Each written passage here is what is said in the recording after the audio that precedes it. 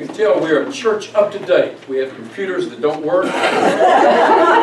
Technical difficulties. Welcome to Valley Community Church Divine Science. I'm so glad each of you are here. Do we have any new faces today? Any new members? Or any new visitors?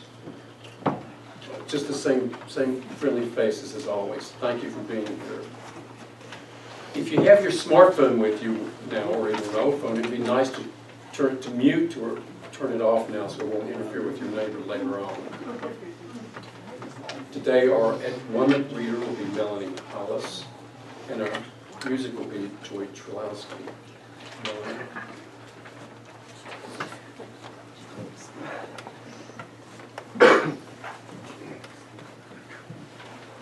Good morning, family. Good morning. So nice to see each of you. I'm going to awkwardly hold my book in front of the mic. I hope this word touches you. There are many teachers among you. As always, there have been. For I will not leave you without those who would show you, teach you, guide you, and remind you of my truths. Yet the greatest reminder is not anyone outside of you, but the voice within. This is the first tool that I use, because it is the most accessible. The voice within is the loudest voice with which I speak, because it is closest to you. It is the voice which tells you whether everything else is true or false, right or wrong, good or bad, as you have defined it.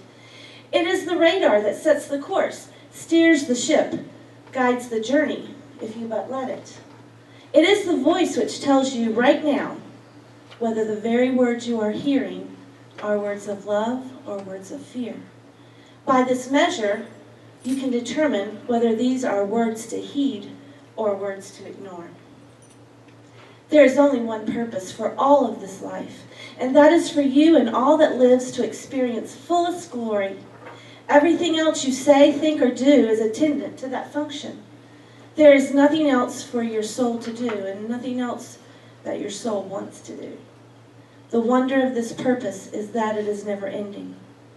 For ending is a limitation, and God's purpose is without such a boundary. Should there come a moment in which you experience yourself in your fullest glory, you will in that instant imagine an even greater glory to fulfill. The more you are, the more you can become. And the more you can become, the more you can yet be. The deepest secret is that life is not a process of discovery. My friend, it is a process of creation. You are not discovering yourself, but creating yourself anew. Seek, therefore, not to find out who you are. Seek to determine who you want to be. To remember and recreate who you are. I will tell you this again and again and over. Yet, it is well as it should be, for truly if you do not create yourself, create yourself as who you are, then that you will not become. Life is your great opportunity. You need merely remember what you already know, and then act on it.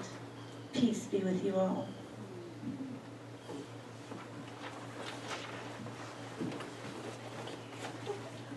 Please get your hymnals out. We're going to sing hymn number 63, 1, 2, 3, and 4.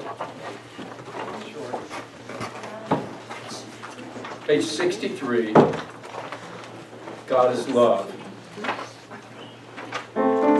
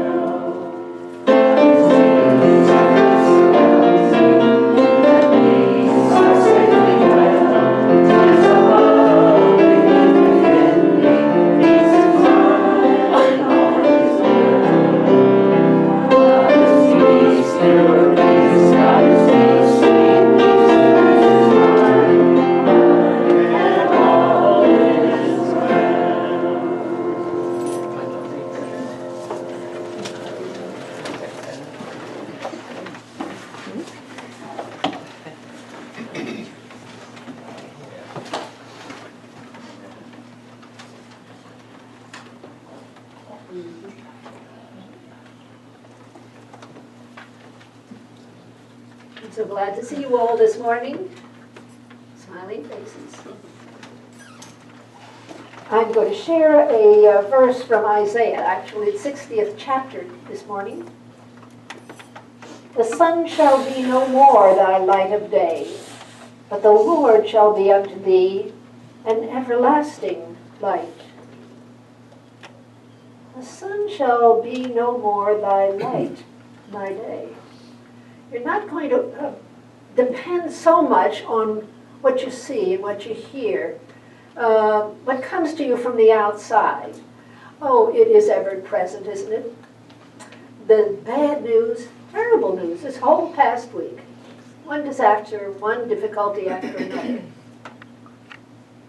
That's the outer sun. That's the outer news, the outer information that comes to us constantly. We live in the, what is it called, the information age.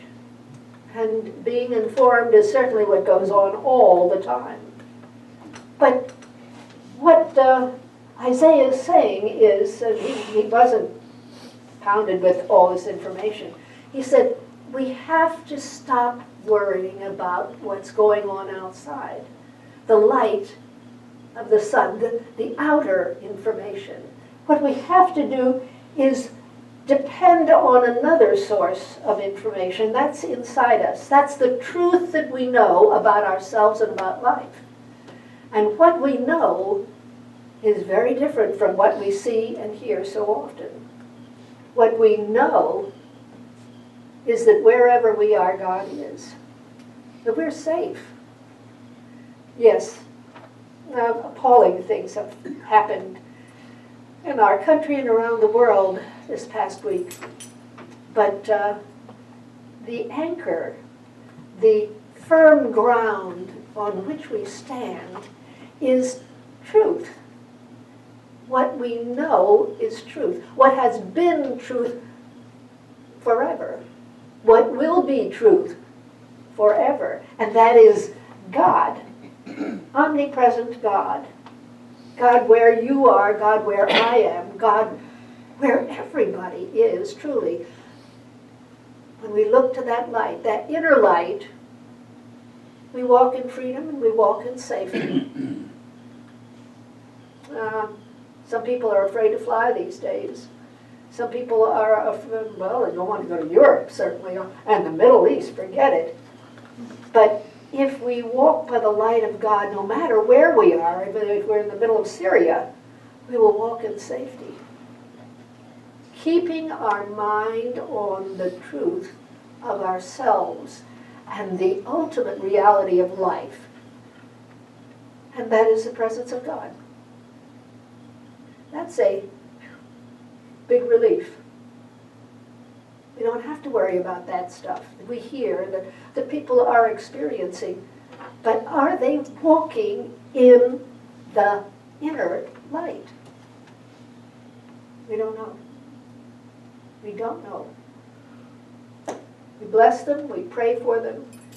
We know they're good wherever they happen to be.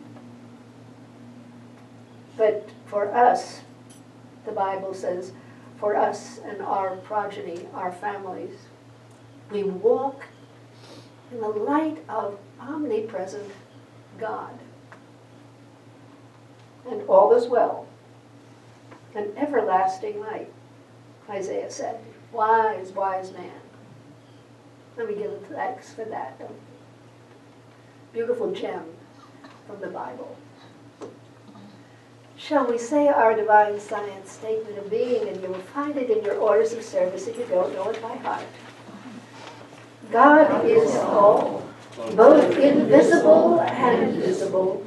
One presence, one mind, one power is all. This one that is all is perfect life, perfect love, and perfect substance. I am the individualized expression of God, and am ever one with this perfect life, perfect love, and perfect substance.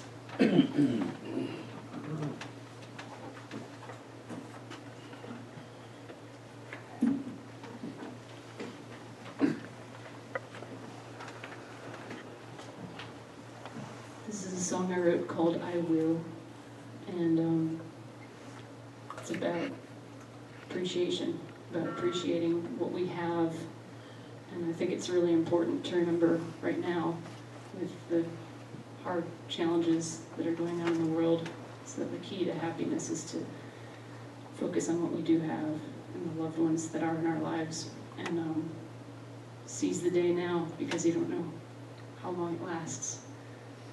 And there's kind of a repetitive sing-along thing at the end, and it's just remember, remember, remember, I will. So I invite you to sing along with me, because I forgot my loop station, so I can't sing along.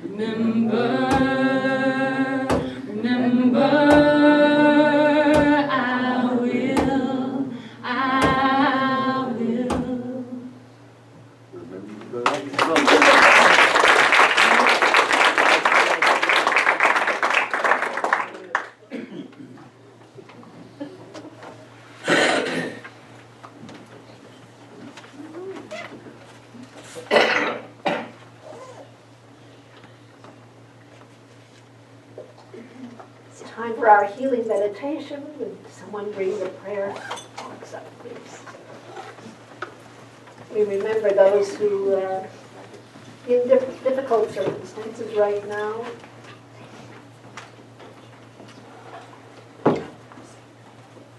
We hold them in the inner light, not just the light of the sun, but the light of God, shining forever within. And so we take a deep breath, we close our eyes. And another deep breath, letting it out very slowly.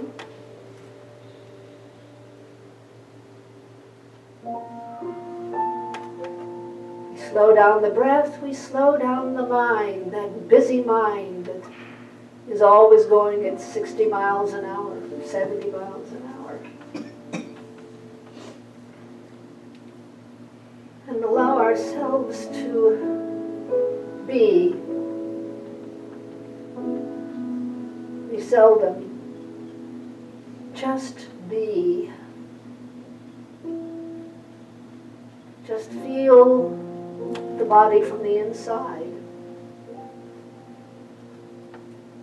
And at the same time know that all is well therein. For every thought, every feeling is truly a prayer.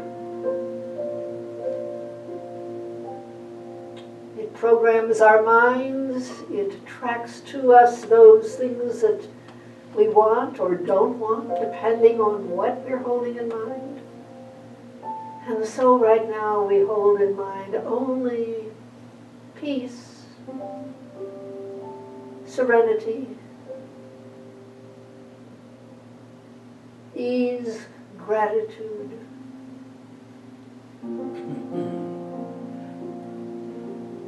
Being aware of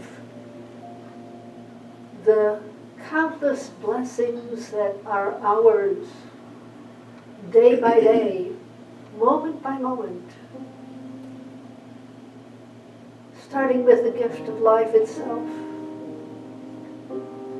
the opportunity to walk the paths of life and experience and learn and grow and enjoy, rejoice, partake, celebrate,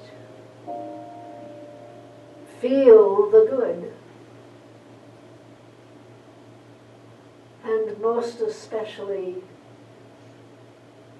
to feel gratitude, celebrate the presence of a power, a wisdom, a love, a joy, and a life that is eternal, that is all-encompassing, that holds lovingly each and all, knowing the truth that it has placed within us, the good that it has prepared for us, the opportunity, the understandings that God has already designed just for us.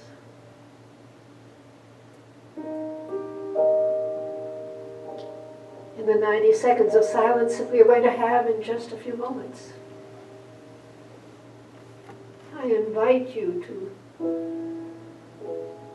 turn to that inner sun, that reliable, staunch, loving presence that is forever on our side,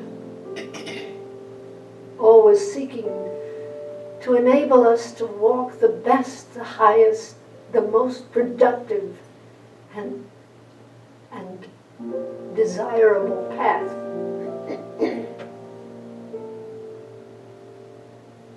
For all that we have and all the good that is to come,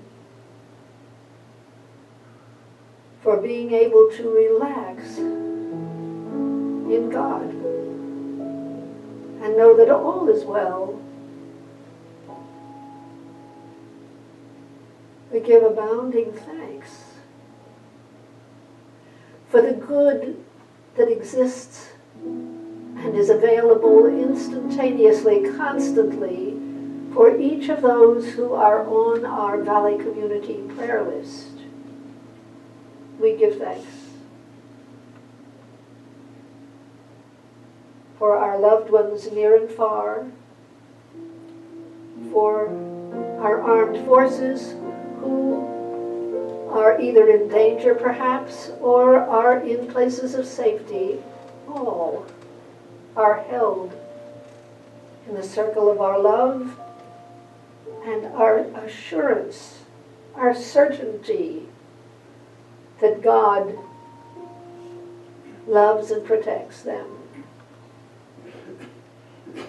And finally, for all the leadership around the world, that God speak to them and they hear and heed and make the world a better place for those whom they control, they rule, they lead. But especially for us, each one, right now, turn and return to that inner light of God.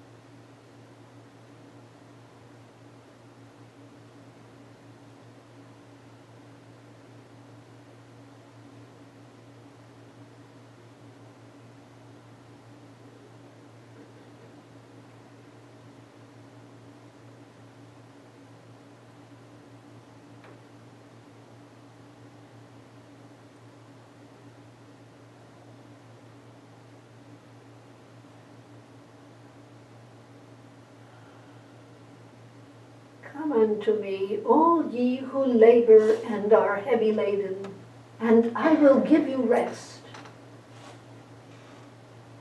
That's a promise. That promise of rest and ease and certainty. Assurance that with God all things are possible. With prayer and faith, good and yet more good unfolds. With patience and fortitude, that which God has always prepared for us, that abounding good, is coming forth. For all this and so much more, Father, Mother God, beloved Abba, we say thank you, thank you, thank you. Amen.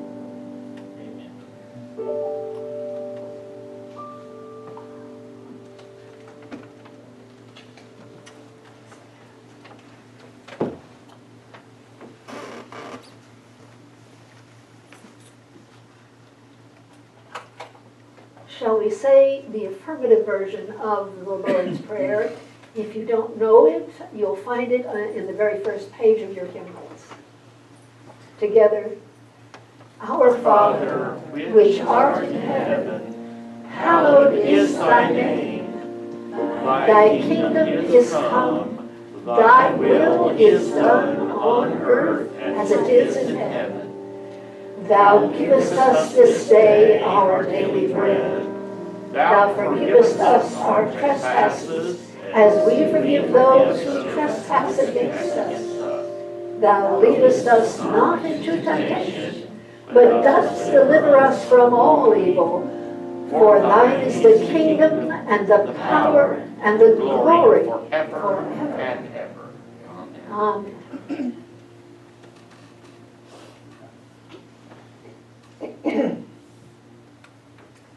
Well, my sermon title this morning is 1 + 1 = 1,000,000.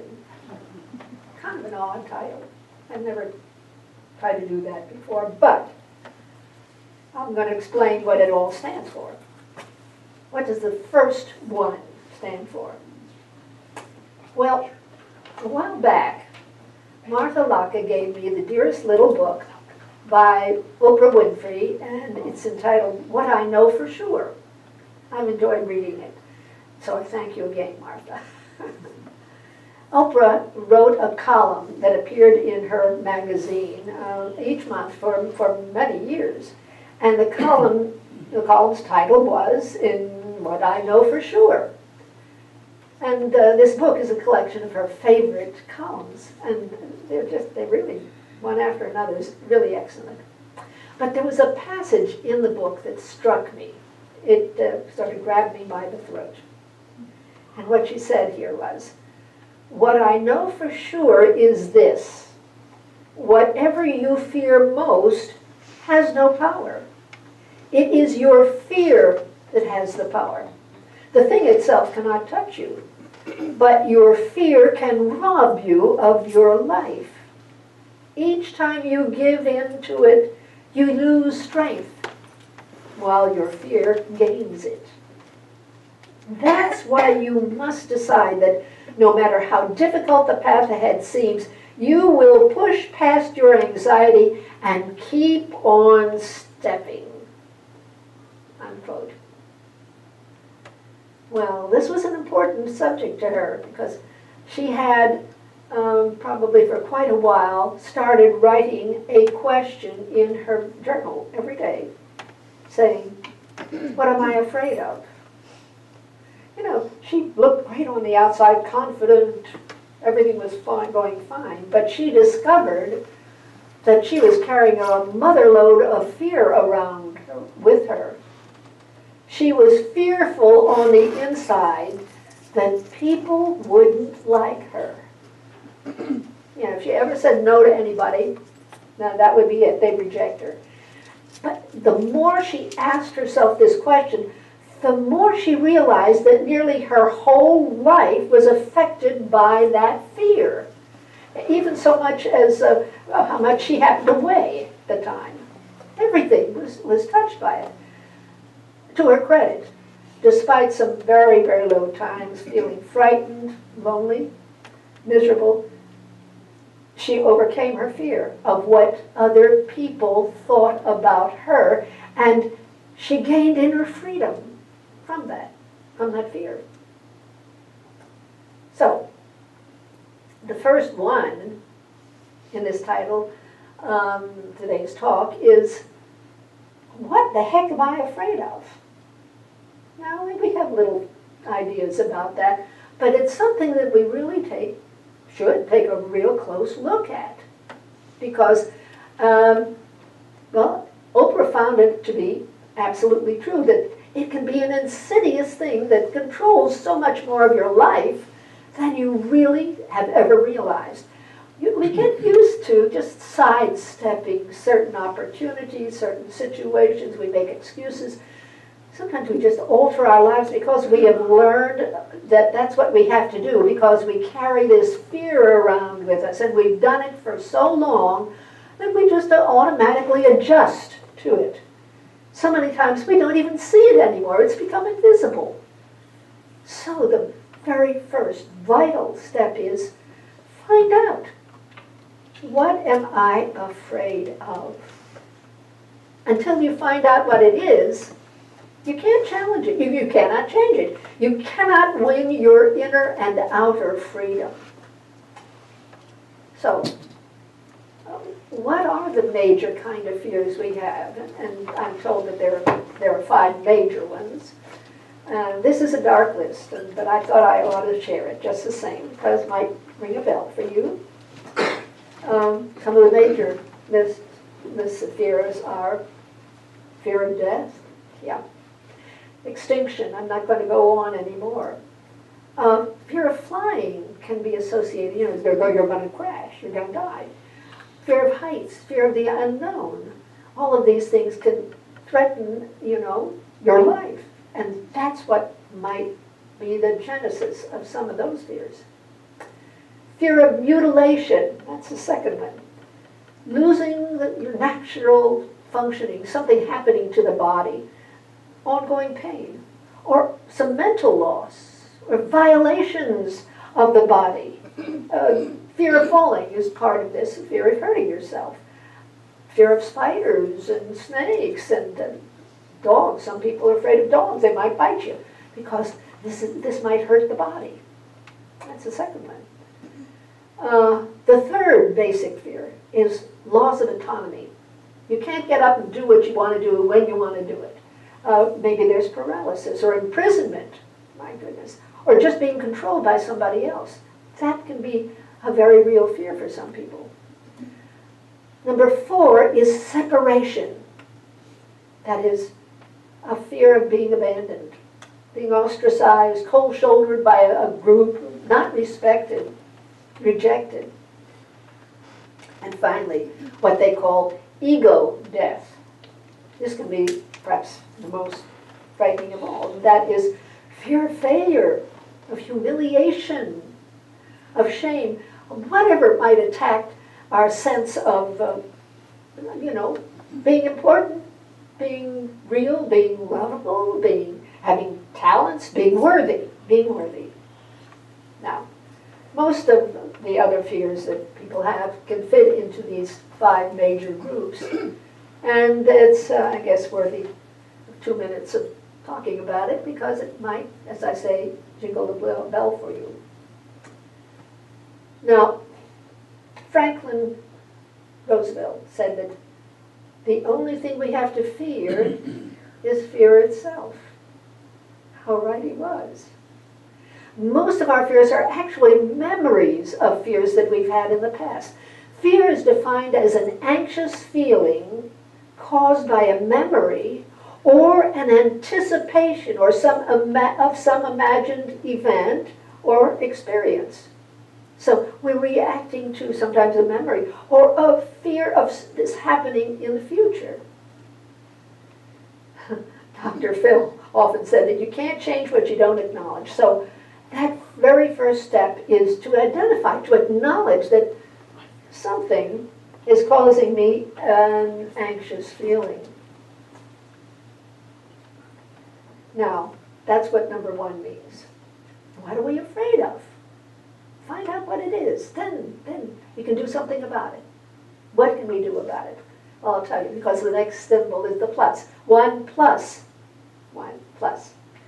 So plus is all the spiritual truths that we've known, that we've heard about in this church, that we've read about in wonderful books. What our relationship to God is, what God is all about, what is our true basic nature in life.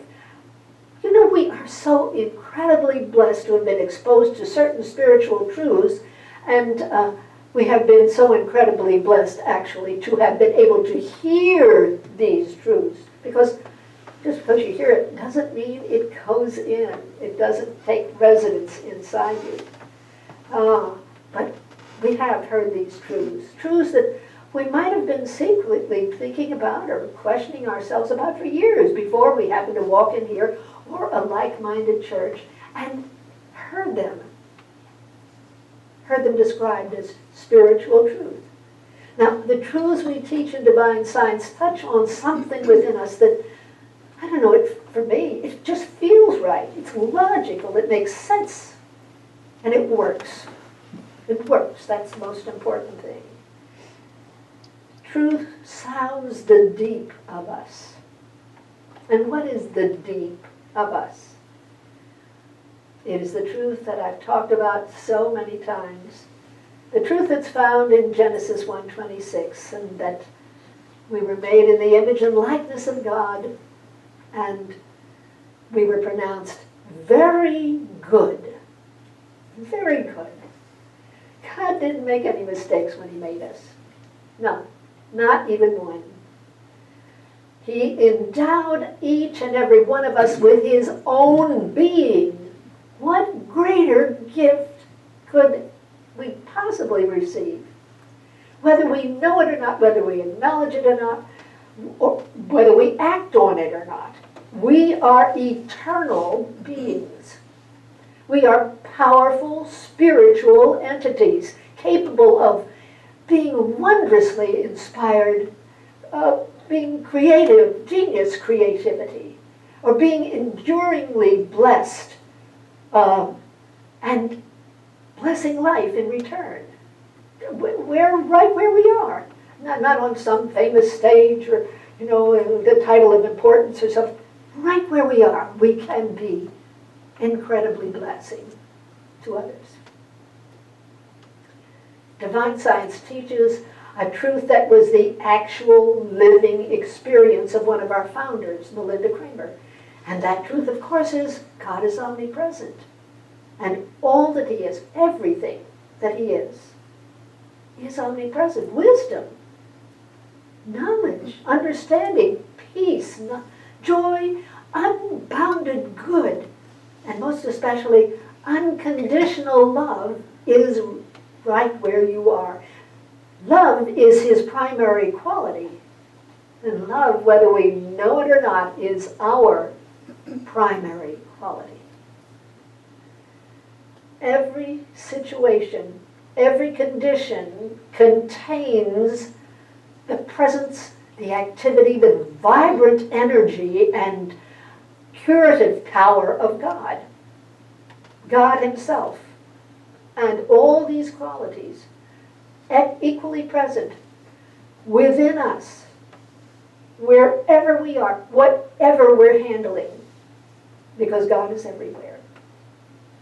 We are one with him, and we are one with each other. We have a sense of separation. You're over there, I'm up here. Someone's there, someone else is there. We take that for granted. Our eyes, however, our senses lie to us. This is an illusion. The illusion that we are separate is caused by the limitations of our five senses. We are connected. We are forever connected with God and with one another. Spiritual truth teaches that. And these days, so does quantum physics. It says, and my goodness, I can't even imagine how many successful scientific experiments have proved that everything is connected to everything else. You are connected to the universe, to everyone in this room, to everyone in this city, to everyone in this world. You are connected to God. Now, when we apply the truth of God, omnipresent, to any fear that we might identify, we begin to interpret that fear, that feeling, that discomfort, in a different way. We begin to see fear as a lie that we have told ourselves, a lie that we have believed about ourselves or about life. Our basic identity is that we are invincible, eternal souls. And that the conscious the consciousness, the experience of God's good continues always. It continues after what we call death. So we move into another dimension of life. We move into another vibration of energy, but our consciousness continues. We don't have to be afraid of death. There's no such thing. Know that truth about yourself, and the fear of death, if you happen to have it, begins to die. With a deepening relationship with God, with a growing trust that this energy, this creative energy that made everything that we see, that we know, that we experience, well, we begin to lose that feeling, that fear that our body's going to be damaged, that we will lose things that we cherish. That begins to ebb away. We know that we are in that infinite presence. And knowing that truth safeguards us. When we turn to God, we feel safe. We do. He's in control, for heaven's sakes. He is our shield and our buckler. And as regards separation or abandonment, we're connected. Nobody can abandon anybody else. God can never abandon you. We are all connected. That's the truth of life. Connection, oneness. We are part of God. We are part of each other. Always. And if fear of failure or shame or humiliation haunts somebody, we need to ask ourselves, front and center, what does God know about me right now? What does God know about me, not somebody else? We need to answer ourselves, God knows me as himself. Except individualized, walking around, experiencing life. If a door closes, that isn't a failure. No, it means that another door is going to open. So I made a mistake, so maybe I feel embarrassed about it. Forget it, because every mistake is a learning experience that will bless and strengthen every one of us in the end. It will make us more powerful people. With God's love and help and some patience on our part, greater good will come through every experience of life. So, that's the plus sign. All the spiritual input that we are so fortunate to have, the spiritual truths that we've learned, they begin mitigating the fears. You begin talking sense to those fears, and they disappear. Well, 1 plus 1. I've got another 1 here. What does the second 1 mean? Now, this is a little bit different. But the second 1 means the power of smiling. You don't think that that's powerful? I'm going to tell you something. Smiling improves your mood, it reduces stress and fear. All of those things. Smiling releases endorphins, dopamine, and serotonin, these natural chemicals that make you feel happier. They go into your bloodstream and your mood improves. Smiling lowers your heart rate, it lowers your blood pressure, it strengthens your immune system. You can actually rewire your brain, creating more positive rather than negative patterns in your brain through smiling. Smiling has multiple benefits. Many benefits socially, as well as in your work. You always look better when you're smiling than when you're not. Everybody does. You seem more approachable and trustworthy to other people if you smile often. It's very effective as a leadership technique to smile. And people automatically smile back when you smile at them first. Have you noticed that? You smile at somebody else. It's an automatic thing for people to smile back at you. And the wonderful part about it is you can fake it till you make it. You smile at yourself in the mirror of a morning. And I'm going to suggest this as a week-long experiment. I am. This coming week, each morning and each night, you smile at your reflection in the mirror when you're brushing your teeth or combing your hair, washing, whatever. You're looking at yourself, and you start smiling at yourself. And keep smiling at yourself.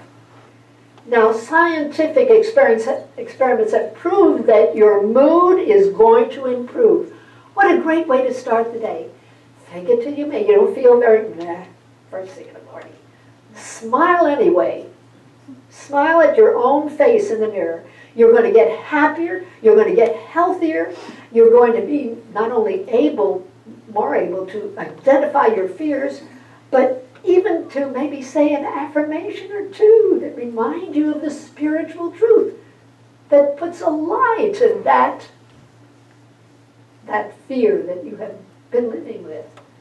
Say to yourself, I abound in every good, and smile. Brush your teeth. All is well. God's in charge. God knows my every need.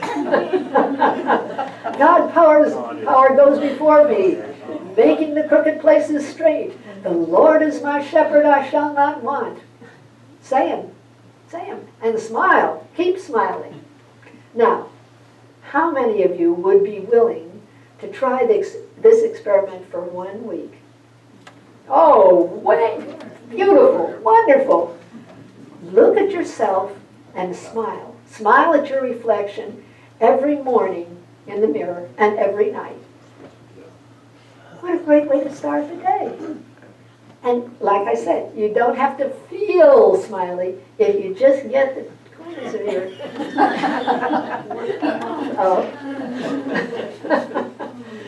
Everything, your mood and the fears too, will begin to be muffled and harmonized. 1 plus 1 equals 1,000,000. 1 is ask, find out, what am I afraid of? The plus is all those spiritual ideas, truths that will change you and your life, that will remind you that you are the image of God.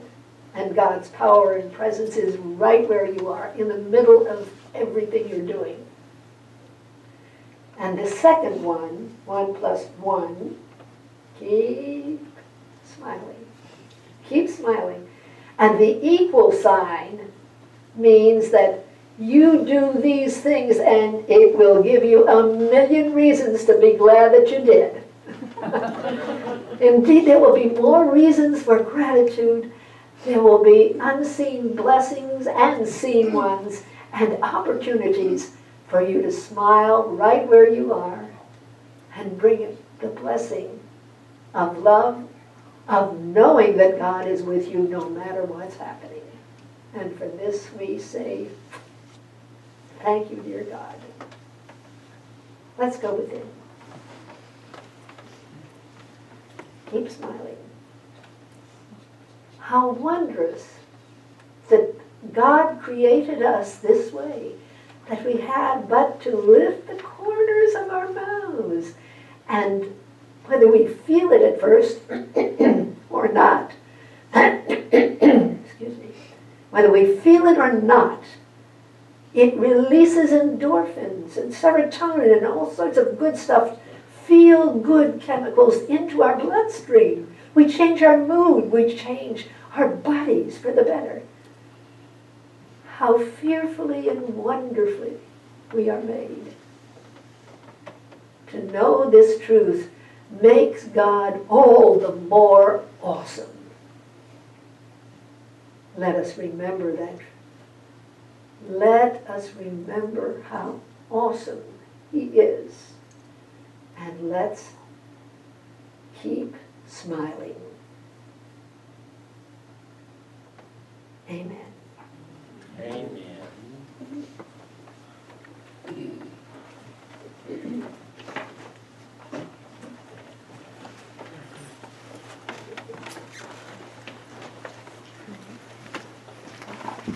Dr. Maurita's message reminds me of an article I read recently. And it said, this is one fast way to feel happier and more positive in your life. And it's while you're brushing your teeth in the morning, think of 5 things you're grateful for. And every morning it has to be something else. You can't repeat 5 things. So while you're smiling at yourself in the mirror, think of 5 things you're grateful for every morning. See if that ramps up the experiment. I'm going to sing a song called The Revolution that I wrote. And I think we get frustrated with the world outside of us sometimes. And we think, oh, this world leader should do this, or these people should do that. That's why the world is so terrible. But it starts here. And that smiling is going to help. But that change within affects out there more than we can possibly imagine.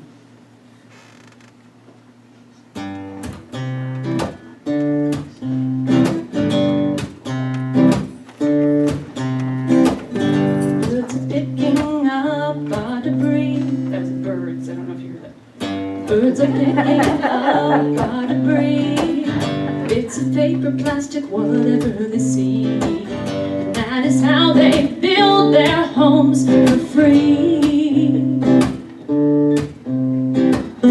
Pick up the pieces of the junk we left behind. Pick up the pieces and build something new.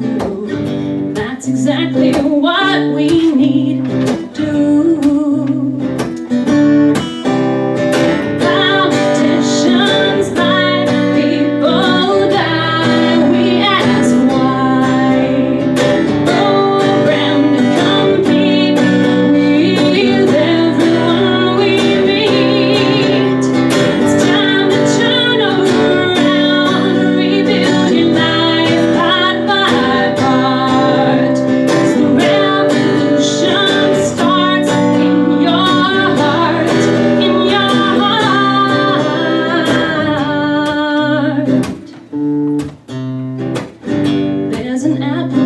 Down the street, but I buy them at the store because they're cheap. Shipped across the world as if petroleum is free. Well, aren't we all opposed to corporate greed? But that's the monster we all feed. But don't we try to consume only what we need?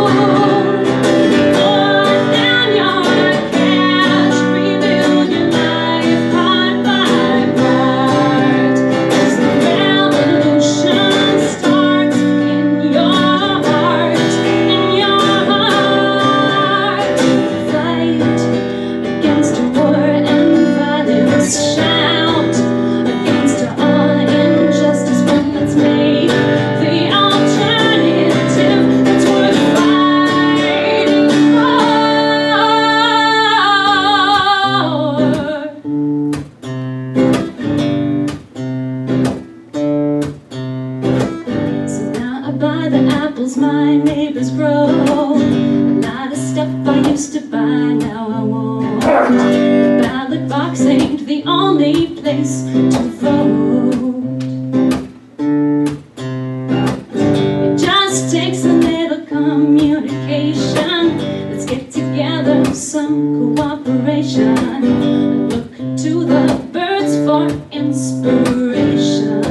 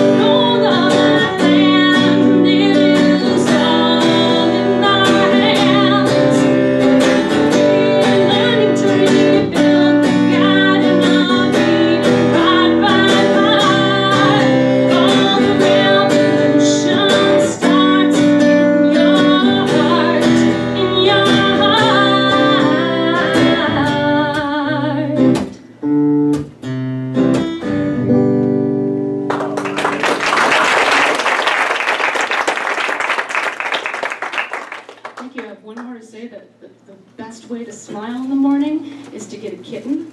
And I will have 4 of them available to give instantly in 2 or 3 months. So if you're interested, come talk to me. That's all.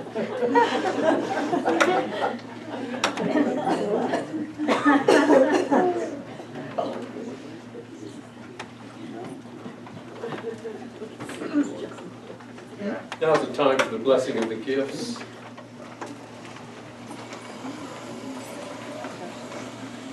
If you'll smile with me as we recite the blessing of the gifts. Today,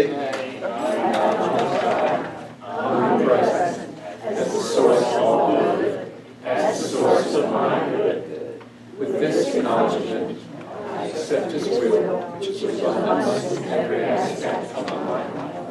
I release all thoughts of lack and limitation, and I am open and receptive to the increased flow of abundance to me right now. I joyfully accept the gifts of life and give freely of the special gift that I am. Through me, God omnipresent, blesses and multiplies this gift for all. Thank you, dear God.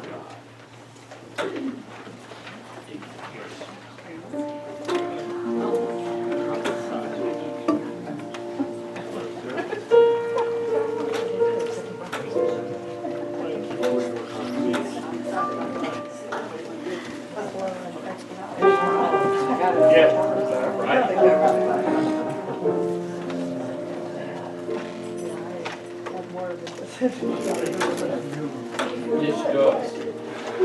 How you doing?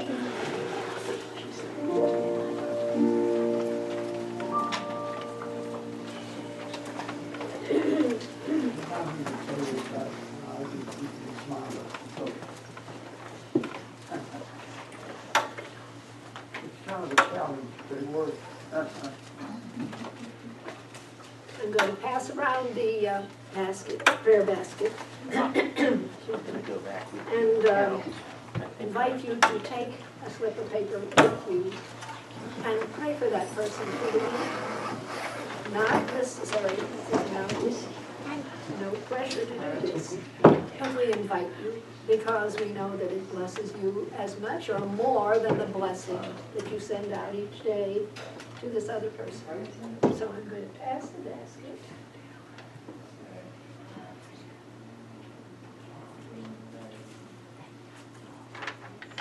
And carry it around and help yourself. Thank you so much.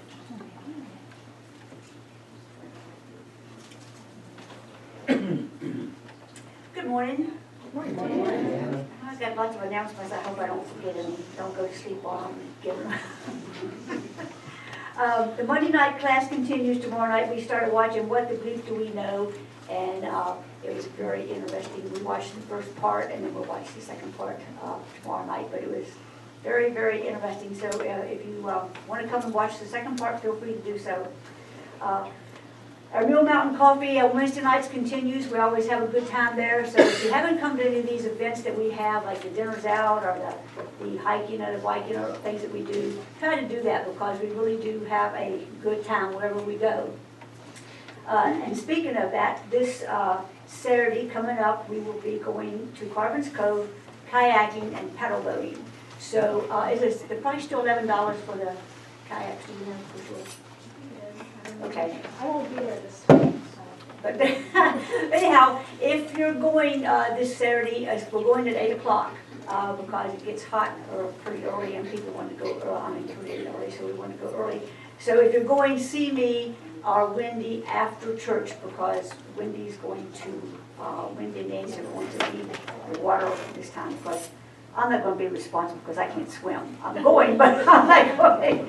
Anyhow, if you would, we also have paddle boats, which we did some of us did last year, and it was really fun. So anyhow, let us know if you're going so we don't leave anybody off, go off and leave on Saturday.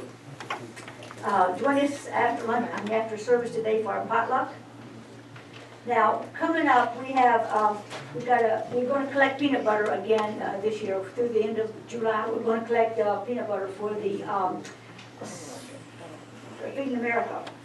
So if you just, we got a container in the office, in the annex in there, and we'll be collecting it through the end of July, and then I'll haul it up there to the office for them. So when you go to the store, just pick up a jar or two of peanut butter and try to do that. You're welcome.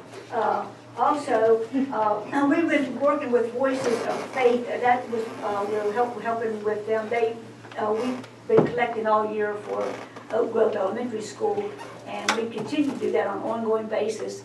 And I know school's out, but we need to probably fill these boxes up so when school starts back, these kids will have the necessary things that they need. But in Voice of Faith, I think they do other things like do the snack packs and stuff. But also, they've started something where, have you ever passed by one of the churches and wonder what they look like or how they worship and whatever? Well, anyhow, they started a program where that they visit, or they have an open house at different churches, and I think they're doing it like every other month. So next Sunday from 2 to 4, if I got this right here, 2 to 4, they're going at the Our Lady of Nazareth Catholic Church. They will have an open house. So if you're going to go to that, I need to know because they want an RSVP on it. So they have snacks. So if anybody's interested in going, let me know so I can call and let them know. And we are going to have an open house here as part of that, but we don't know exactly when it's going to be.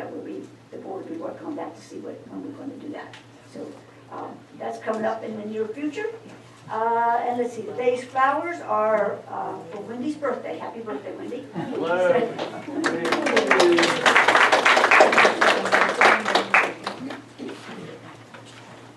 Our closing hymn number 14. If you would, and stand when you have it. And verses 1 and 2. Love is the answer.